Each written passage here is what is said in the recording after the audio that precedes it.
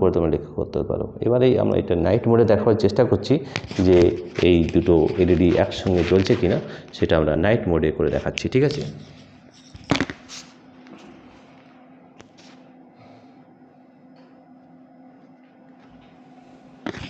দেখো এবার খুব সুন্দরভাবে দেখা যাচ্ছে যে দুটো এলইডি জ্বলছে, একটা জ্বলে আছে এবং একটা ব্লিঙ্ক করছে।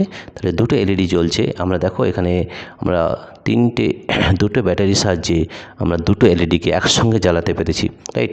এটা একদম খুবই সিম্পল সার্কিট। আমরা কী কী নিয়েছি দেখো, দুটো ব্যাটারি নিয়েছি, কানেক্টিং ওয়্যারস নিয়েছি, একটা safety pin as a switch এবং দুটো এলইডি নিয়েছি।